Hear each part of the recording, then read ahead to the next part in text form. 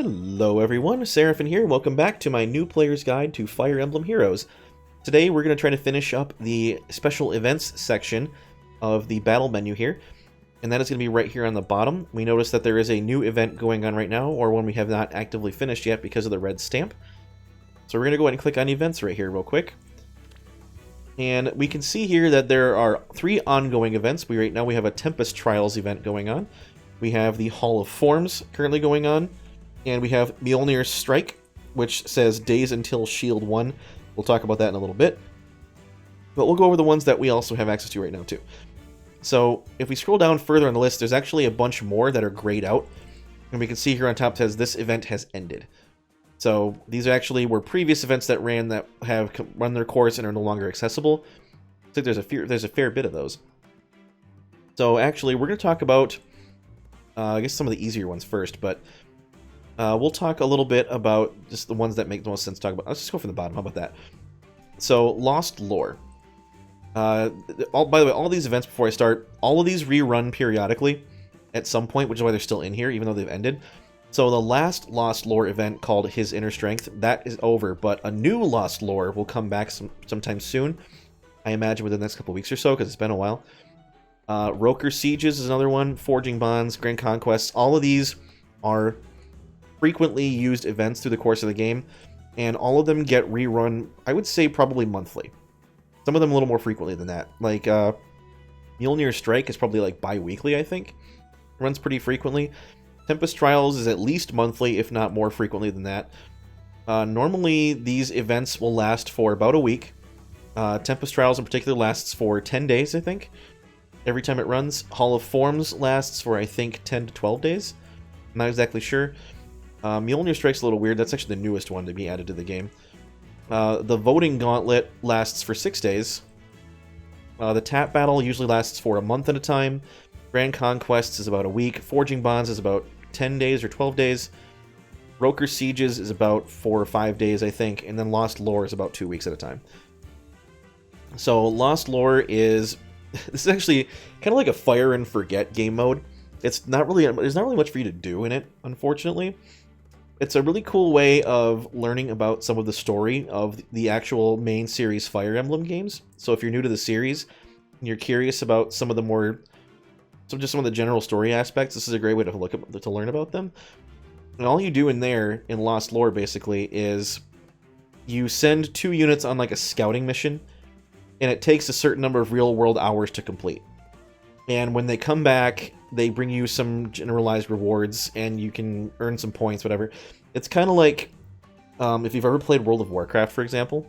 This is kind of a nuanced explanation if you've never done this, but in some of the more recent expansions in WoW, like Warlords of Draenor, they had these situations where you could send out these generic units to go gather resources, and they'd come back in like a day and bring some stuff with them.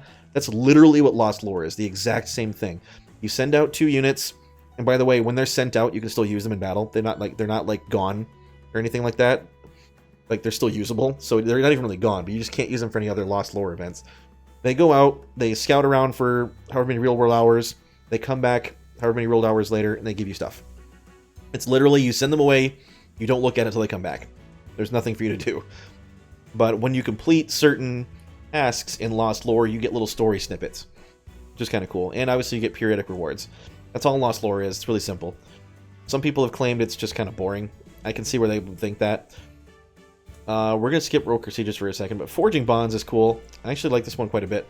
It's a little tedious, but a lot of the times when they introduce new units on a banner, it'll be 4 of them at once. That's most of the time when a new smattering of heroes comes out, they're 4 at a time. And Forging Bonds will feature those 4 new units on it. And what you're doing is completing maps, basically, of a given difficulty. It's either normal, medium, or hard. And you're earning, like, love points is the best way to describe it. You're earning little heart points. And you have to level up each individual of those 4 units' heart points to a given cap. I think it's 3,500 points for each of them. So if you do all 4 of them, it's a total of 14,000 love points. And doing a certain map of a certain difficulty will give you more points. And there's actually ways to earn bonus points, like the higher difficulty, you earn more points. If you equip certain accessories on your heroes when they go into battle, they'll earn bonus points. It's like the only time accessories matter. which is funny because you also earn accessories from forging bonds. That's primarily the best way to get accessories is from forging bonds. But as you progress up this love point track in forging bonds, you'll learn a bunch of cool stuff. You'll learn feathers, you'll learn badges, you'll learn crystals, you'll learn... I don't think you earn any orbs, but if you do forging bonds every day, you earn 2 orbs a day just for doing it, whether you're successful or not. You get grails, you get all sorts of stuff, but you also get accessories. So it's just a nice way of doing maps repeatedly over and over again and just getting free stuff. And it's not hard. But you also get some really cool interactions with the new heroes, like little story snippets. It's not like main story, it's like side quest stuff. But you can actually go and talk to the, like, your guys will talk to the units and like interact with them, and you'll learn more about them, who they are as like personality wise and stuff. And they're usually very faithful to their actual main series games that they're from. So it's kind of cool. I like it quite a bit, actually. The only problem is that it's a little tedious, because ranking up all those love points from 0 to 3,500 for each of the 4 characters takes a long time. But every hour, every real-world hour, there will be a multiplier for how much love points you earn. It's either 1 times, 1.5 times, or 2 times. I recommend playing when it's 2 times, because it'll take you, obviously, half as long. Grand Conquest is actually really similar to rival domains. Not bromains, wow, I just Freudian slipped there. Rival domains. So we'll talk about that in a little bit. Tap battle is really weird. This actually has been around for a long time, but it's not a typical battle map like you were seeing, where you move the units around and they fight. It's actually, think of it like if you've ever played Dance Dance Revolution. This sounds really weird, I know. Or any other rhythm game like that, like Crypt of the Necrodancer, I guess, is another decent example. But what you do is you have 4 of your units at a time on the left side of the screen, and they're slowly like moving to the beat of music. Because you'll hear a given track in the background from Fire Emblem, a given music track, and the units will be moving, like, you know, kind of like moving up and down with the beat of the music. And enemy units will be coming at you from the right side of a given speed, and you need to attack them when they're right in front of your unit. And if you attack them in with the beat of the music, then you earn and you do this continually, you earn like a, what do you want to, like a multiplier or a streak, basically. So you want to hit the units when they're right in front of your guys, and you don't want to do it too early or too late because it breaks your streak. So it's literally just like Dance Dance Revolution if you've ever played that before. And if you get a perfect streak, you don't actually get anything. There's actually no benefit. This is really weird. There's no benefit to doing it perfectly. If you do it perfectly versus barely doing it at all, with no streaks at all, then you get the same rewards either way. So it's one of those things you can just kind of mindlessly smash your screen against. I don't do it that way just because I don't, you know, it kind of defeats the purpose for me, but what you get from doing various tap battles, there's different floors, so to speak, like different stages. I think there's 20 different stages altogether. When you beat them all, you get rewards. It's the same thing as any other thing. You get orbs, you get feathers, you get shards, sometimes you get accessories. But yeah, it's literally just tapping the screen a bunch and completing combos and all that jazz. It's really super simple. Literally DDR if you've ever played DDR before. Anyway, voting gauntlet is a little weird. This one I have mixed feelings about. It's actually one of the oldest bonus game modes that's been in the game. I think it was actually one of the first ones that ever came out. Besides, like, maybe Tempest Trials was first. It was either Tempest Trials or Voting Gauntlet was first. But this has been around the game forever. And all it is like a tournament-style bracket between 8 different heroes. And the heroes are chosen beforehand. The game tells you what the 8 heroes are. And they're arranged in a bracket. So you got 4 on one side and 4 on the other. And then it's just battles between any 2 of them at a time. And then the winner fights the winner from the other side and all that jazz. You know what I mean? If you've ever done like an NBA bracket or something like that, it's the same concept. So you have 8 units, and you at the very beginning you pick one of the 4 or one of the 8 to support. And what that means is, say you want one of the 8 to win. You'll pick them. You're like, I'm supporting this hero. And all you do during a voting gauntlet is you go in, you fight little battles, 3-on-3 battles, and whoever wins gets, or rather, if you win, you get points for your team, for your unit that you're supporting. And other players that are playing the game are also supporting that hero, but also players in the game are supporting the one who's they're fighting against. And at the end of 2 days, I think it's 40 hours actually total, maybe it's 42 or something like that, whichever of the 2 heroes has more points, based on however many people have been supporting them and battling for them, will win and progress to the next round. And there's multipliers for that too. So if a unit is getting absolutely slaughtered in points, like they're just at a huge disadvantage, the team that is disadvantaged will gain a multiplier to their points to try to catch up for like an hour or so. But then the hero that is ahead also gets a modifier for being really far ahead, but it's a lot smaller of a modifier than the team that's losing. And if the teams are about equal, like they're within a certain margin of error, so to speak, then neither side gets a multiplier. And it's just straight battling. But eventually what's going to happen is one side's going to float up to be winning, the other side will get a bonus, so on and so forth. Honestly, whatever unit wins doesn't really matter. You still get rewards for participating. As long as you do it, I think, up to 5 times per round, and the rounds last 2 days apiece, you'll get the full amount of rewards. So you get orbs, you get sacred coins, and you get refining stones, I think. But whatever unit wins ultimately doesn't matter. The only exception to that was the most recent one. This actually was the AHR 2020. That was A Hero Rises. And basically what the developers said was, whoever wins this gauntlet is who everybody gets for free as a unit. And Altina won, which is why everybody, when you signed in this first time, if you're playing recently, got a free copy of Altina, because she won this voting gauntlet. And I'm gonna, full disclosure, I was Team Altina because I'm a massive fan of her character from the game that she's in, and I didn't have a copy of her yet, and I really wanted one. So I absolutely voted for her, and she did win. That's why we all got one.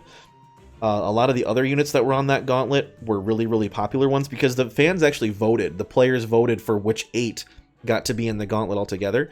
They just voted for what hero they wanted a copy of, and the top 8 were the ones that were in the voting gauntlet. That is very atypical. That almost never happens. Normally, it's just some random things like, one of the ones was like long-haired guys versus short-haired girls or something, and it's just a little fun thing, really. And the only reason you participate in it is to get the rewards. It doesn't really matter who wins, but that one time it did matter who won, and I happened to get what I wanted out of it. But a lot of people are really salty about it. Your mileage may vary. I wouldn't worry about it too much. Tempest Trials. This is going on right now. This is actually one of my favorite modes in the game. When you first click on it, you're going to see a little side story event with a given set of seasonal heroes, usually is what they're based around. So right now we have the Spring Est right here. And what's going on is Marth, quote-unquote Marth, is going around recruiting heroes to defeat something called the Tempest. The Tempest is like this big interdimensional vortex that, pulls all the different multiverses together. And it's like this kind of crossover, basically, but it's like this evil force. And they do a really crappy job of explaining it, I'll be totally honest. But the idea, I'm just going to skip this. Go ahead and watch it if you want to. But the idea behind Tempest Trials is you're progressing through a different number of maps at a time and getting to the end where there's a given boss. And if you beat all of the maps in a row, you get points. And that's what this number here is for. And if we click on Check Rewards, you can actually see. So it starts out at, the lowest tier is 50, and it goes all the way up to 50,000. So as you progress and earn points through this mode, you'll get all these different rewards you can see here. And actually, there's free heroes to be got. Once we get to 1,000 points, we get a free 4-star Earsome Warrior. Unbelievable. This is Bartra, though. He's from Fire Emblem 6. And once we get all the way up to, I think it's 15,000, we get a 5-star version of him. Every Tempest Trial will have one free unit that's only obtainable from the Tempest Trial. And there's been several of these, but there's been a couple dozen now, I think. So every previous Tempest Trial unit, obviously if you're just now playing, you've missed. But you can go summon them with Heroic Grails, which is really cool. And so this bunny Bartra will be added to Heroic Grails after the event is over, probably the next patch update. And so you go through here and you earn all these different rewards. You get orbs, you get shards, you get crystals, you get feathers.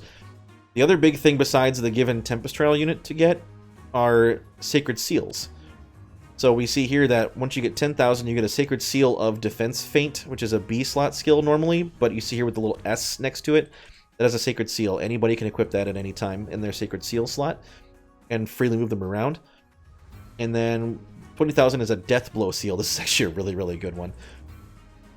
We've been waiting for this to get added to the game for a long time. So, at any rate, this is a really fun one. You may be thinking 50,000, that sounds like a lot, and it is, but it's totally doable. You have 10 days to do this to get to the maximum skill here. So that basically means you need 5,000 per day. And the really cool thing is, there is a daily bonus, like a score multiplier, I think it's, yeah, so 3 times points, and you get it that twice every day. And if you do the maximum level possible, which is this one up here, that is 7 battles, and you get a potential of 4 teams to use. If you get the maximum points out of this, it'll be, I think it's 2116 points with the 3 times bonus. So if you do that twice, that's 4132, and then you do it 1 time regular without the bonus a day at 705. So the cool thing is, if you just play it 3 times a day, you get full points, and do the hardest difficulty, you get 5,000. That's what I do. But you as a new player probably won't be able to take on the hardest difficulty right away.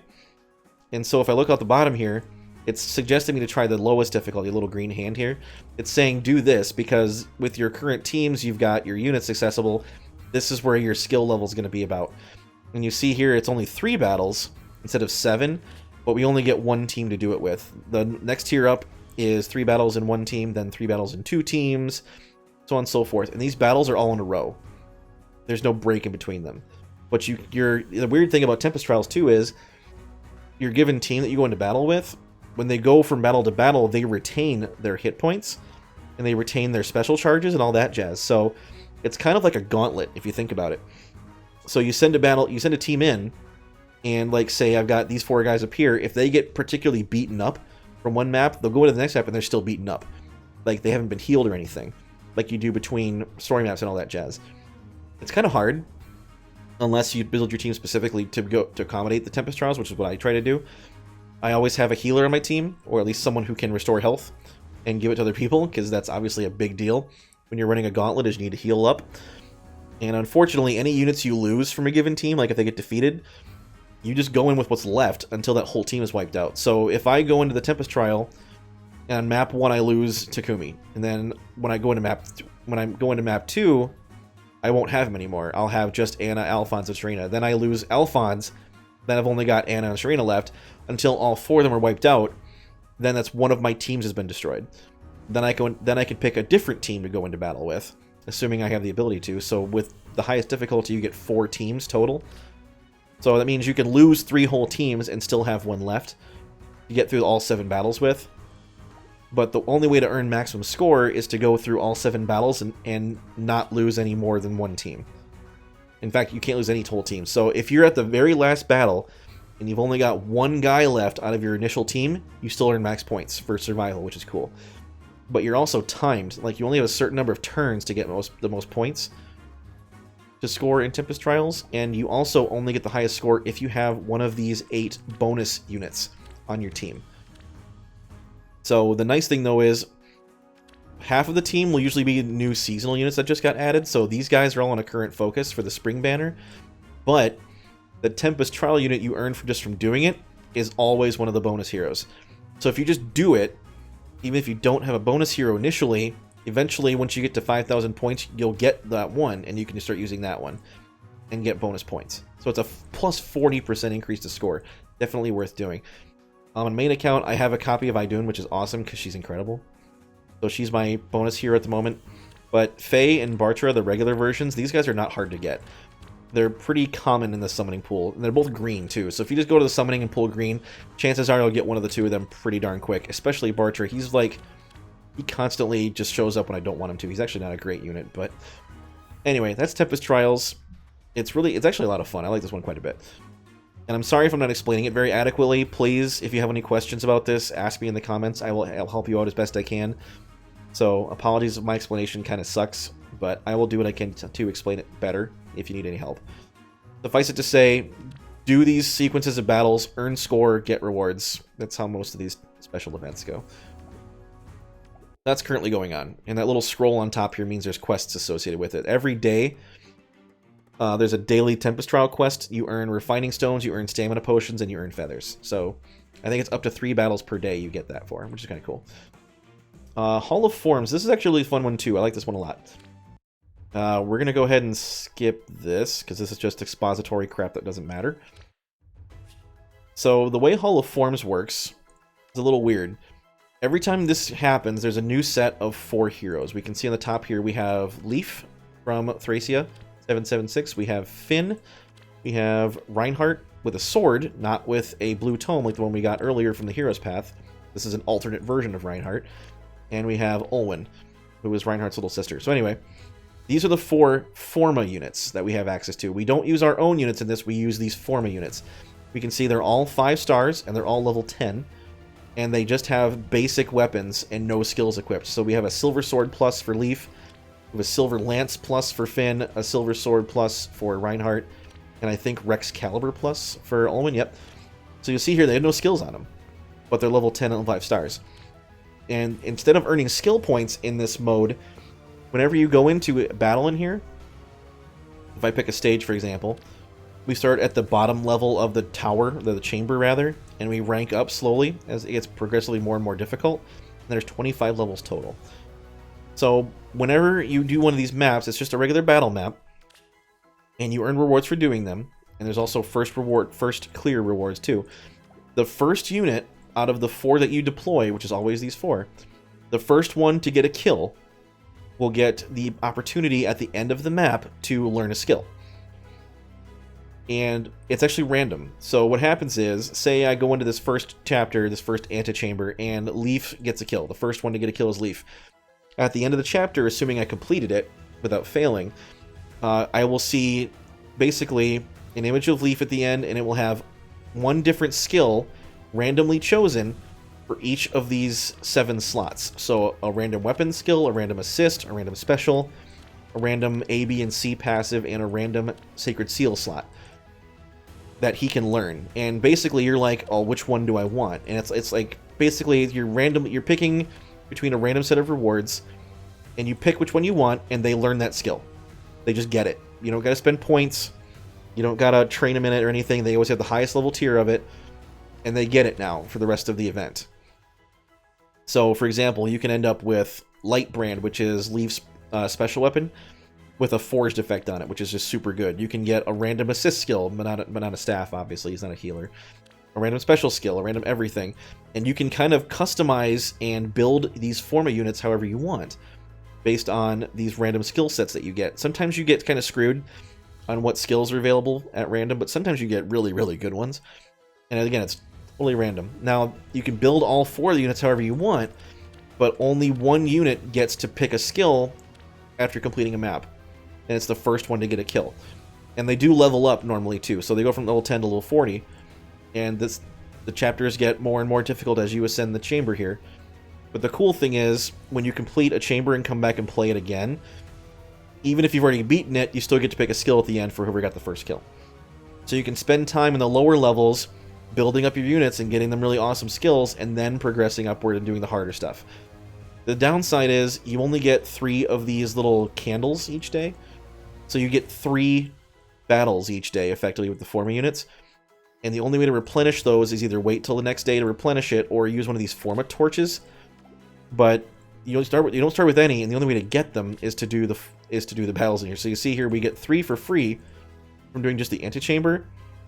But that's the only way to refill your Forma candles, so to speak, every day, is using these torches or just waiting for the daily reset. And there's no way to... you can see what the different weapon symbols are that we're going to be going into battle against on the bottom here, but you can't refresh them like you can in the training tower. What you see is what you get. And the other downside to this too is, it's really fun because you're using these units they give you, you're customizing them, you're pimping them out however you want, all these different cool skills and everything. But when the event's over, you don't keep them. That's the only problem.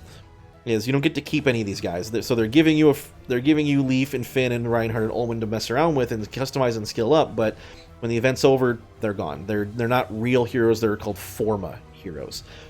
Now the difference is, very recently, I think just within the last month, they added an item to the game called a Forma Soul. And that was that thing you saw in the shop window on the special deal a couple episodes ago. That little blue cup thing. What that Forma Soul allows you to do is, before the end of the event, you can keep one of them if you use that Forma Soul. So you, like, say for example, I built up my Leaf really cool, he's got all these awesome skills, and even if, like, say I don't have a copy of Leaf yet and I really want him, I can use that Forma Soul on Leaf, and now when the event is over, I will have him. He is mine now. I can use him, and he will still have all those awesome skills that he got. I don't need to worry about inheriting them from anybody else and using fodder from skills to get them. He just has them all. The difference is I do get to keep him and use him for anything I want, but he will forever be classified as a forma hero, and instead of being 5 golden stars, he'll be 5 blue stars to indicate that he is a forma hero. The thing with forma heroes is you can't use them for skill inheritance, so you can't use the skills you got during the forma event and give them to somebody else. You can't do that. You also cannot use them for merges. So they're basically just set in stone how you have them, but they do count for the catalog of heroes if you don't already have them for the hero decks, and you can use them for any modes that you can use any other heroes for. You just can't merge them, and I don't think you can give them flowers either. And you can't use them for skill. It's like they're basically a snapshot of how they were during the event, and that's how they will always be, pretty much. But it's kind of cool if you want.